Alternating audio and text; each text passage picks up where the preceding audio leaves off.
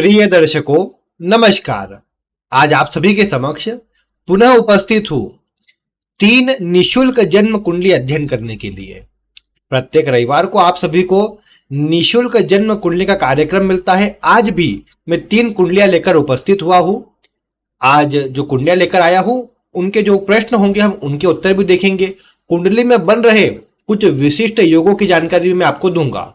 इसीलिए अगर आप आज की वीडियो को ध्यानपूर्वक देखेंगे तो आपको बहुत सारे कुछ नए नए सूत्र जानने को मिलेंगे। इसके अलावा अगर आप भी अपनी कुंडली का निशुल्क अध्ययन करवाना चाहते हैं तो आपको बस इतना करना है कि प्रत्येक वीडियो में आप वीडियो देखें, उसे समझें। बाकी आप प्रत्येक वीडियो में अपनी जन्म की तारीख, समय और स्थान अवश्य से भेज दें। साथ ही साथ आप ये भी कार्य करें कि अपना जो एक प्रमुख प्रश्न है वो भी उसमें लिखकर भेज दें, जिसका उत्तर भी आपको जब अध्ययन का आपको वीडियो मिलेंगे हर रविवार को, उसमें आपका चयन होगा तो उसके उत्तर भी आपको उसी में मिल जाएंगे। तो आप बिना किसी विलंब के हर वीडियो में कमेंट किया करें, जिससे आपके चयन होने की संभावना बढ़ सके। और एक और बात ध्यान रखें कि आप जब भी कमेंट करें तो सब प्रॉपर लिखें, नाम आदि सब अच्छा लिखे आप प्रॉपर। साथ ही साथ समय का विशेष ध्यान रखें, समय एग्जैक्ट लिखे, एएम पीएम उसमें सही से लिख दे, जिससे सही आपकी डिटेल्स का चयन हो सके और जानकारी आपको सही प्राप्त हो सके। अब आइए बिना विलंब के हम आगे बढ़ते हैं। पहली कुंडली आप देख पा रहे हैं 12 जनवरी 2009 शाम को 5:26 का जन्म है, राजकोट का। कुंडली आपने बनाई तो आपने देखा कि मिथुन लग्न की बनी है, राशि बनी है कर्क। अब मिथुन राशि और कर्क लग्न, ये वायु तत्व का प्रभाव इसमें है, जल तत्व का प्रभाव यहां पर है। जल और वायु दोनों का एक ही काम है और वो काम है कि सदैव प्रवाहित होते रहना, सदैव बहते रहना। इससे क्या होता है कि यहां इनका स्वभाव सदैव अधिक सोचने का, अधिक कल्पना करने का बढ़ जाता है। मन स्थिर कम रहता है, सोचता अधिक है। लेकिन अच्छी बात क्या है कि मैंने आपको ये भी बताया है कि जब भी मिथुन लग्न बने, बुध के लग्न बने, तो यहां पर सदैव कुछ न कुछ सीखते रहना, ज्ञान अर्जित करते रहना, ये गुण भी बढ़ जाता है। तो निश्चित रूप से इनके स्वभाव में कुछ न कुछ सीखते रहने, क्या ज्ञान अर्जित करते रहने का गुण बढ़ जाएगा, जो इनकी शिक्षा के लिए अच्छा कहा जा सकता है। यहां एक और बात आप देख पाएंगे कि लग्न का स्वामी जो बुध होता है, कुंडली के अष्टम भाव में बैठा है। लग्न से अष्टम भाव में हो तो वैसे तो इसे अवयोग कहा जाता है, और अवयोग के कारण जीवन में संघर्ष होता है। धन को लेकर संघर्ष करना पड़ता है, करियर में सफलता के लिए संघर्ष करना पड़ता है। लेकिन अच्छी बात क्या है कि लग्न का स्वामी अष्टम में है तो अष्टम भाव से लाभ करवाएगा। यहां केवल बुध नहीं है, यहां बुध के साथ में गुरु भी है, जो भी केंद्र का स्वामी है। यानी चारों केंद्र के स्वामी कुंडली के छठे भाव, अष्टम भाव में यहां विराजित है। और बुध गुरु के साथ में यहां राहु भी है। अब आप जानते हैं बुध गुरु किस तरह के ग्रह है, ये फाइनेंस वाले ग्रह है। तो यहां इनको फाइनेंस के क्षेत्रों में, अकाउंटिंग के क्षेत्र में इनको आगे बढ़ाएंगे। राहु जैसा ग्रह भी यही काम करता है। राहु भी क्या करता है, राहु भी ऑनलाइन चीजों से, मार्केटिंग से, फाइनेंस से ये जोड़ने का काम करता है। तो यहां अगर कुंडली का अगर हम बेस देखें तो अष्टम भाव और अष्टम भाव में आने वाला फाइनेंस का कार्य इनके लिए सबसे अच्छा नजर आता है। यहां आप जानते हैं कि वैसे मैंने आपको बताया था, कर्क लग्न, वृश्चिक लग्न या मीन लग्न, इनसे जुड़ी कुंडली हो या इन राशियों की कुंडली हो, कर्क राशि, वृश्चिक राशि, मीन राशि, अगर अष्टम भाव मजबूत हो, लाभ भाव मजबूत हो, तो ऐसे व्यक्ति को आप फाइनेंस के क्षेत्र में देखेंगे, ऐसा व्यक्ति फाइनेंस के क्षेत्र में आगे बढ़ पाता है। तो यहां पूरी तरह से योग यही बनते हैं कि इन्हें अपने जीवन काल में फाइनेंस के क्षेत्र में सफलता मिलेंगी और ये फाइनेंस के क्षेत्र में ही आगे बढ़ेंगे। अब अगर यहां देखा जाए, वैसे तो देखिए अष्टम भाव मैं आपको कई बार बता चुका हूं कि केवल फाइनेंस का भाव नहीं है ये भाव आपको मुख्यतः अगर कोई व्यक्ति का मन करे डॉक्टरी आदि में जुड़ने का, उसके लिए भी अच्छा प्रभाव देता है। लेकिन दशाओं का अपना महत्वपूर्ण प्रभाव है। अभी तक इन्हें आप देख पा रहे हैं बुध की दशा है, 2025 के फरवरी तक है। फिर केतु की महादशा लग जाएंगी। केतु कहाँ है, कुंडली के दूसरे भाव में। केतु किसके साथ है, चंद्रमा के साथ में।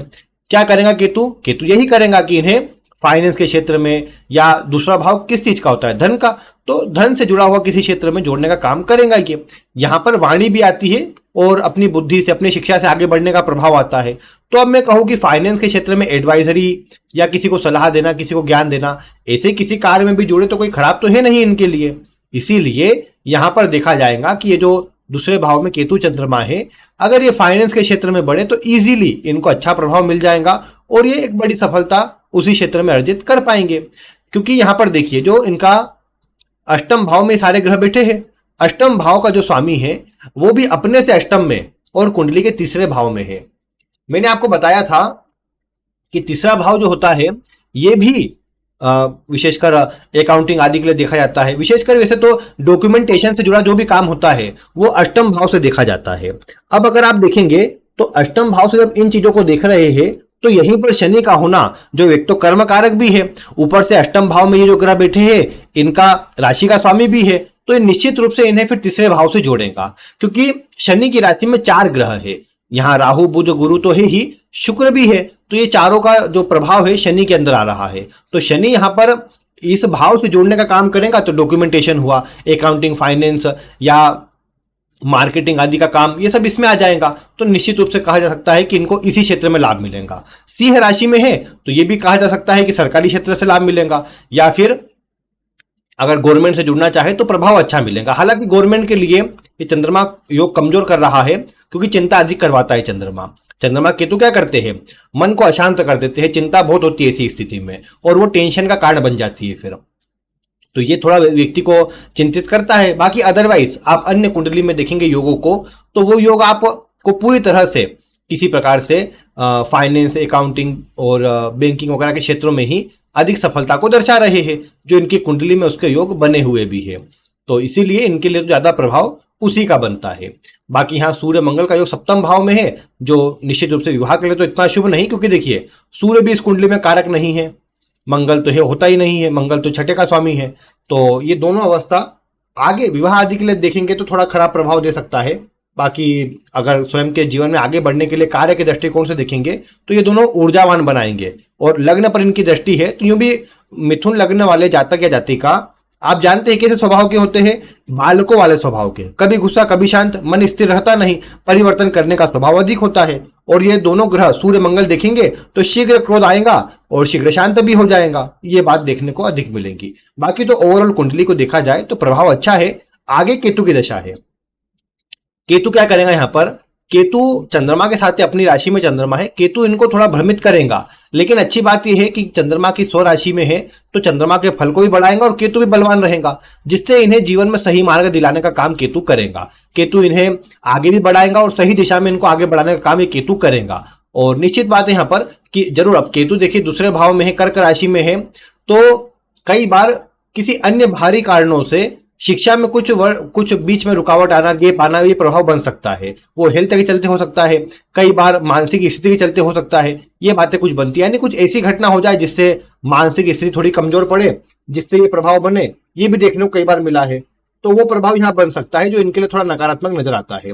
बाकी तो ओवरऑल आप देखेंगे कि इस कुंडली में केतु चंद्रमा का जो योग है, ये योग इन्हें जीवन काल में थोड़ा चिंतित करेगा अभी दशा में, क्योंकि केतु की दशा आएंगे तो क्या करेंगी, वो डिटेच करना, अलग करना, एकांत में ले आना और फिर अपने काम में व्यक्ति लगा रहे, थोड़ा चिंतित रहे, वो वाले प्रभाव को बढ़ा देता है।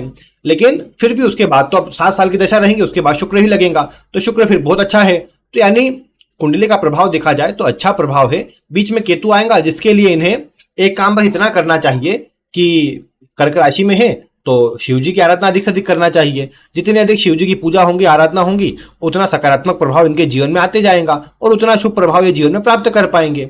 बाकी तो ये बात है कि धार्मिकता के लिए केतु अच्छा है, रहस्यमय विषयों में रुचि बढ़ाए, धार्मिक चीजों में रुचि बढ़ाए, ये केतु में प्रभाव ये अवश्य है जो कि इनके लिए अच्छा है।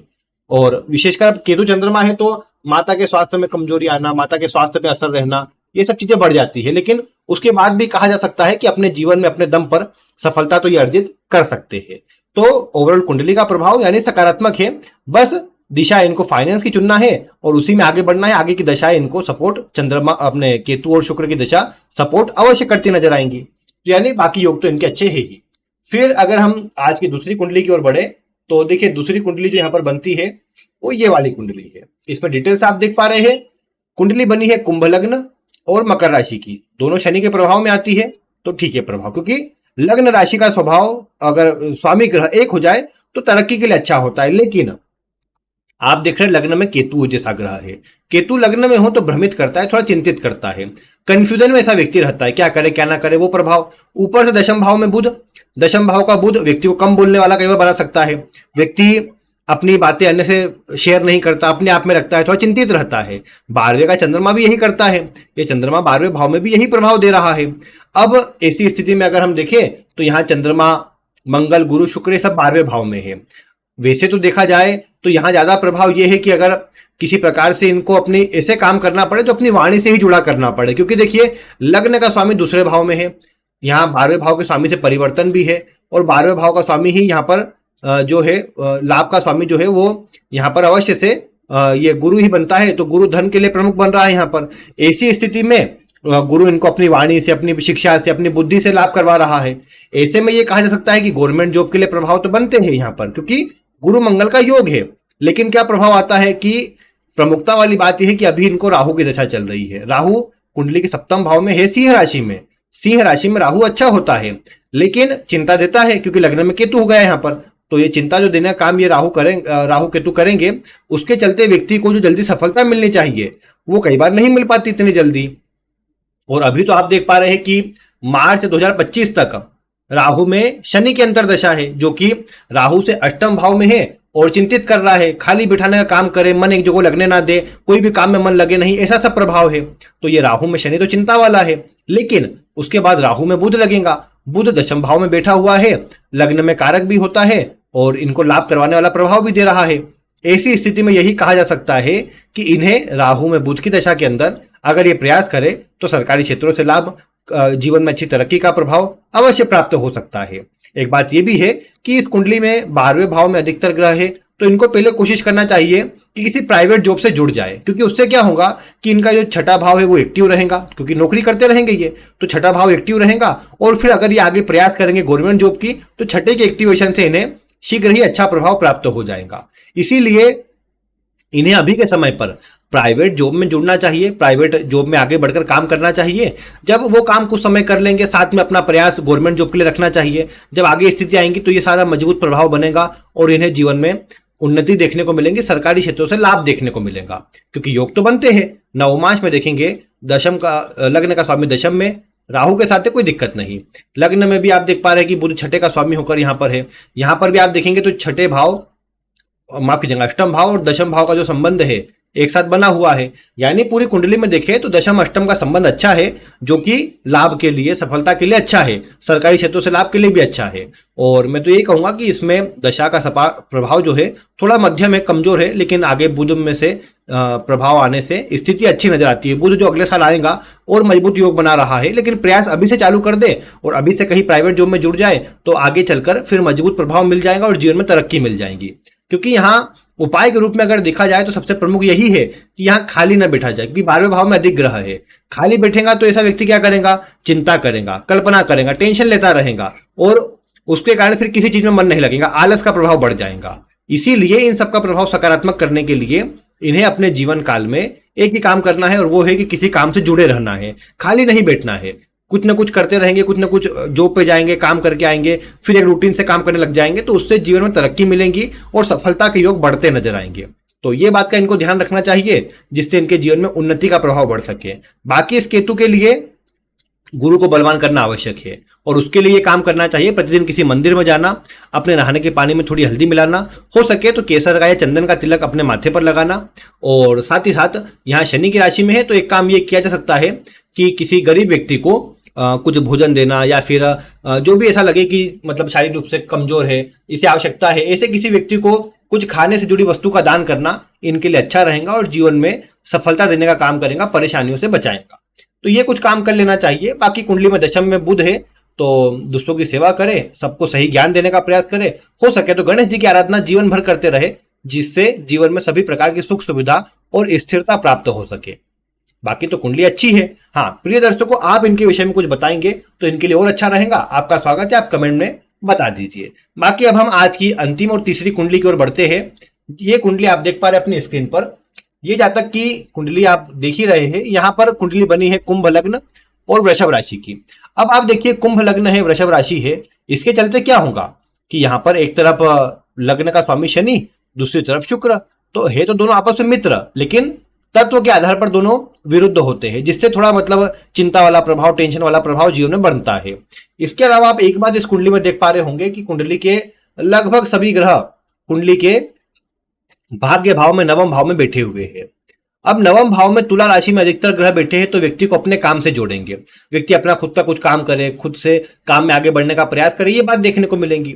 अभी तक तो जातक को, जैसे अभी गुरु चल रहा था, पहले शनि 2022 में लगा, उसके पहले गुरु की दशा चल रही थी। अब गुरु की बात करें तो गुरु इस कुंडली में लाभ का और दूसरे भाव का स्वामी होता है, ऐसे तो धनदायक ग्रह बनता है। लेकिन तुला राशि में, अपने शत्रु की राशि में, शत्रु के साथ में इसका बैठा होना इसे कमजोर करता है। ऊपर से सूर्य से अस्त भी हो गया।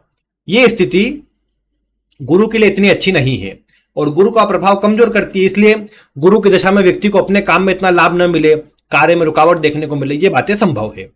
यहां पर अगर आप देखेंगे, अभी शनि की दशा है, शनि लग्न का स्वामी है, लग्नेश का नवम भाव में होना कहीं दूर स्थान से भी जोड़ता है और अपने काम, क्योंकि तुला राशि है, उच्च राशि है, अपने काम में सफलता दिलाता है।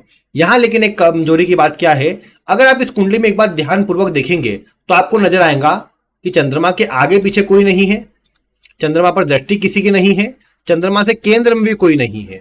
तो ये कौन सा योग बना, इसे ही कहते हैं केमद्रुम योग। मैंने आपको कुछ दिन पूर्व केमद्रुम योग की वीडियो दी थी, जिसमें मैंने आपको बताया था कि चंद्रमा से आगे पीछे कोई नहीं हो, किसी की दृष्टि ना हो, ठीक है, लेकिन उसके अलावा एक और बात ये भी है कि केंद्र में भी कोई नहीं बैठा हो। तो चंद्रमा से केंद्र में कोई नहीं बैठा होगा तो ये भी चंद्रमा को केमद्रुम दोष का जो प्रभाव है पूर्ण रूप से प्रदान करेगा। और केमद्रुम का प्रभाव क्या होता है कि व्यक्ति कितने ही अच्छे घर परिवार में जन्म क्यों ना लिया हो, उसे धन को लेकर के चिंतित होना पड़ेगा। तो यहाँ ये जो केमद्रुम योग का प्रभाव है, भले चंद्रमा उच्च राशि में होगा लेकिन व्यक्ति को केमद्रुम दोष का प्रभाव मिलेगा। व्यक्ति धन को लेकर के चिंतित रहेगा और धन को लेकर व्यक्ति के मन में परेशानी चलती रहेगी और ये तनाव का कारण व्यक्ति का बन जाएगा। यहाँ पर ये चंद्रमा जो है मंगल के नक्षत्र में है, जो इस कुंडली में प्रमुख तो नहीं आता, मतलब संघर्ष को बढ़ाता है। तो वही बात है कि देखो, चंद्रमा से अगर आप काउंटिंग करेंगे, चंद्र कुंडली बनाएंगे तो ये सारे ग्रह छठे में और ये दोनों ग्रह अष्टम में। मतलब चंद्रमा को सपोर्ट करने वाले कोई ग्रह नहीं है जो उसको देखे, उसके आमने सामने रहे, उसको प्रभाव दे, ऐसे कोई भी ग्रह नहीं आते। इस कारण से व्यक्ति अपने आप को अकेला महसूस करेगा, चिंतित अधिक रहेगा और मन में या तो स्वयं को नुकसान पहुंचाने के या कुछ अनुचित करने के ही ख्याल मन में आते रहेंगे, जो इतना शुभ नहीं रहेगा व्यक्ति के लिए। और क्योंकि अब इन सब ग्रहों से देखेंगे आप, चंद्रमा को तो अष्टम में जाता है, तो ये भी एक नकारात्मक स्थिति है चंद्रमा के लिए। इसीलिए व्यक्ति का मन हताश, निराश, उदास सा रहता है और व्यक्ति किसी एक काम में फोकस नहीं हो पाता, चिंतित हो जाता है फिर से अपने जीवन में। लेकिन फिर भी ये कहा जा सकता है कि व्यक्ति फूड से जुड़ा काम करेगा, चंद्रमा प्रभाव दे रहा है उसका। तो अगर व्यक्ति अपने काम में खाने से जुड़ा, लिक्विड से जुड़ा कुछ काम करता है तो प्रभाव अच्छा है, ठीक है। लेकिन ये जरूर है कि चंद्रमा का उपाय यहाँ व्यक्ति को अवश्य करना पड़ेगा। केमद्रुम दोष का जो पूर्ण रूप प्रभाव बना हुआ है, इसे शांत करने के लिए व्यक्ति को न केवल शिव जी की आराधना करनी चाहिए, बल्कि मैं यहाँ पर यह भी कहूंगा कि चंद्रमा को बलवान करने के लिए, जैसे चतुर्थ भाव में है, चतुर्थ भाव जनता का होता है और ये है वृषभ राशि। वृषभ राशि दूसरा भाव की है, यानी खाने से जुड़ा, फूड को दर्शाती है दूसरा भाव। चंद्रमा ही फूड का कारक। तो यहाँ ये करना चाहिए कि लोगों के बीच में जाकर कुछ खाने से जुड़ी वस्तु, चावल, शक्कर, ऐसी कुछ वस्तु बांटना चाहिए। विशेषकर अगर कभी कभी दान तो करना ही चाहिए, विशेषकर पूर्णिमा, अमावस्या के दिन ऐसे व्यक्ति को दान करते रहना चाहिए सफेद वस्तु का। उससे इस चंद्रमा का प्रभाव अच्छा मिलेगा। यहाँ पर जैसे किसी गुरुद्वारे में या किसी अन्य स्थान पर अगर कुछ, जैसे वहां पर ये बोल सकते हैं कि कुछ न कुछ लोगों के लिए भंडारे टाइप कुछ न कुछ चलते रहता है, किसी मंदिर में चल रहा हो, किसी गुरुद्वारे में चल रहा हो, वहां पर व्यक्ति को अपनी तरफ से सब चीजें दे देनी चाहिए। अगर व्यक्ति अपनी तरफ से जो भी अपने पास मतलब खाने से जुड़ी जितना वो सामर्थ्य है उसका, उसके थोड़ा बहुत वहां पर दान करता है तो उससे उसके जीवन में लग्जरी, सुख बढ़ता है, धन की स्थिति में जो खराबी है वो दूर होती है और व्यक्ति को प्रभाव अच्छा मिलता है। और यूं भी ये सारे ग्रह भी क्या करते हैं, व्यक्ति को प्रवज्जा योग का प्रभाव देते हैं, जो संन्यास योग की तरह जाना जाता है। और व्यक्ति का जीवन इतना उदासीन चंद्रमा कर देता है और अकेला ऐसा व्यक्ति को कर देता है, जिसके चलते व्यक्ति कहीं ना कहीं फिर एक हताशा, निराशा जीवन जीने को विवश हो जाता है। इसीलिए यहाँ पर यह कहा जाएगा कि ऐसे व्यक्ति को चाहिए कि अपने जीवन में अच्छा प्रभाव लेने के लिए केवल और केवल इस चंद्रमा को बलवान करे। अभी दशा तो अच्छी चालू हो गई है, शनि में शनि निकलने के बाद मई 2025 से प्रभाव और अच्छा चालू होगा, क्योंकि शनि में बुध लग जाएगा और वहां से कार्य में तेजी, धन की वृद्धि, ये सब व्यक्ति को नजर आएंगी जो बहुत अच्छी रहेंगी। क्योंकि शनि से बुध जो है लाभ के अच्छे योग बना रहा है, धन के लिए अच्छी मात्रा को बढ़ा रहा है और नवमांश में दशम में है तो करियर में वृद्धि दे रहा है। इसीलिए मैं कहूंगा कि यहाँ प्रभाव आगे की दशा में अच्छा है। अभी थोड़ा यहाँ पर मेहनत करना पड़ेगी शनि में शनि तक 1 साल के लिए, लेकिन आगे चंद्रमा के उपाय करके व्यक्ति आगे बढ़ेगा तो जीवन में उन्नति भी मिलेगी, सफलता भी मिलेगी और व्यक्ति अपने जीवन में अच्छी तरह से कार्य कर भी पाएगा। बाकी तो फिर आप इनके विषय में बताइए, आप क्या बताना चाहते हैं। बाकी आज की वीडियो में इतना ही। वीडियो देखने के लिए आपका बहुत बहुत धन्यवाद।